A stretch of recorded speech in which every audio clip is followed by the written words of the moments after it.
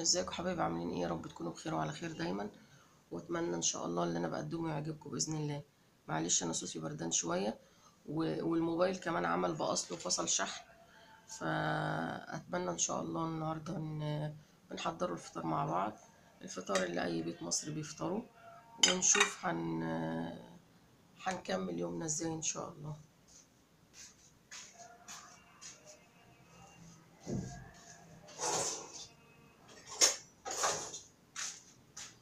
ده طبعا فلافل وده فول، ده فطارنا المصري الاصيل.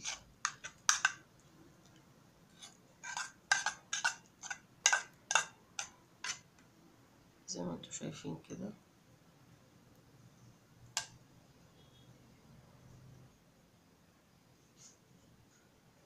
وعيش يا حبايبي ومسقعة زي ما انتم شايفين كده.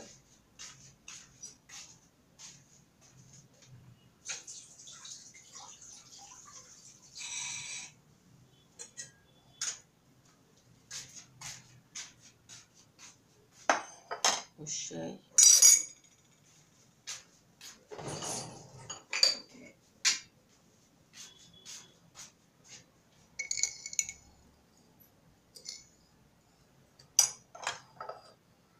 كده.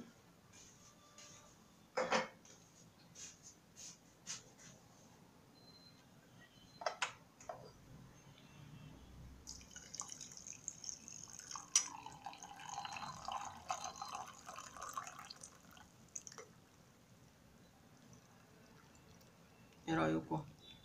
فطار سريع عشان انتوا عارفين روتين البيت ما بيخلص. تمام يا حبايبي، تعالوا بقى افطروا معايا بقى. يلا يلا نشوف بقى يومنا هيكمل ازاي، ونكملوا الفيديو مع بعض يا حبايبي. واتمنى ان شاء الله ما تنسوناش بقى في اللايكات والكومنتات يا حبايب قلبي، عشان الواحد بيكبر بيكو وليكو. واتمنى ان كل محتواي يعجبكم ان شاء الله. معلش انا مش قادره اتكلم قوي لان البرد بجد يعني مبهدلني. و... ونكمل بقى اليوم مع بعض. تعالوا افطروا معايا حبايبي.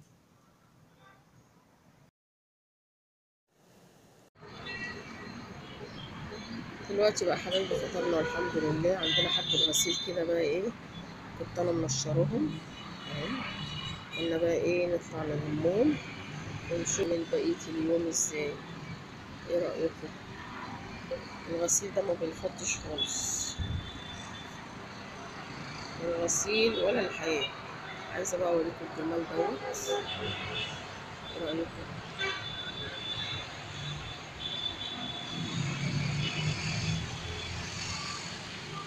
بس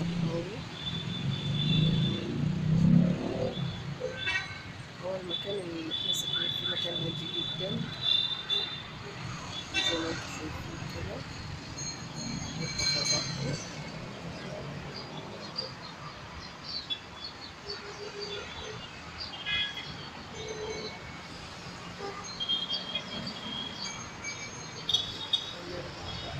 للغسيل كده، نلم الغسيل بتاعنا.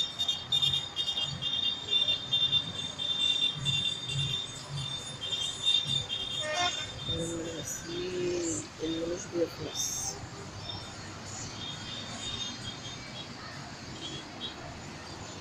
هلمه بقى وارجع لكم تاني.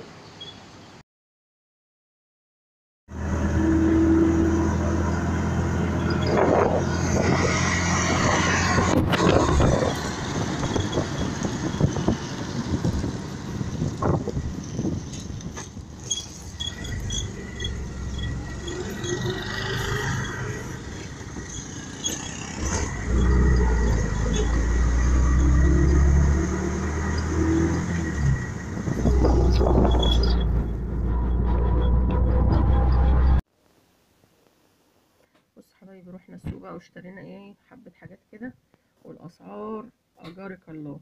دوت سلق اللي هو بتاع الولاس، التلات ربط ب5 جنيه. تمام، انا بغسله وبقطعه كده زي ما انتوا شايفين كده، وبشيله زي ما هو اخضر للقلقاس. تمام.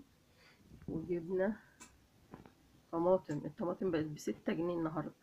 الحقوا بقى ايه خزنوها عشان رمضان. كل سنه وانتم طيبين، وانتم عارفين انا بعملها ازاي. ماشي. وعندي بقى هعمل حمام اهو. طبعا عارفين ان انا عندي اوردرات، بس مش هقدر اعمل حمام معاكم، انا عاملاه مره قبل كده. وزي ما انتم شايفين اهو. عرفتوا بقى اللولاس بيتعمل ازاي. الاسعار النهارده كانت صعبه قوي، هي صعبه كل مره يعني، بصراحه كل مره بتبقى صعبه. يعني اتمنى كده ايه. حبايبي انا رجعت اهوت من السوق زي ما انتم شايفين، جبت سلق وجبت طماطم اهي. هنعملها صلصه. الطماطم النهارده الكيلو ب6 جنيه، كانت الكيلو ونص والكيلو ب5 جنيه، دلوقتي بقت ب6 جنيه. حاولوا بقى ايه الحقوا، عشان البياعين بيقولوا ان هي هتغلى عشان رمضان. كل سنه وانتم طيبين. يعني حاولوا الحقوا ايه خزنوا لكم شويه. وطبعا السلق ده زي ما انتم شايفين كده انا غسلاه اهو، وبقطعه كده وبشيله زي ما هو علشان القلقاس. طبعا القلقاس ما بيحلاش غير بالسلق. في ناس بتعمله بصلصة حمرا، بس انا بعمله بسلق.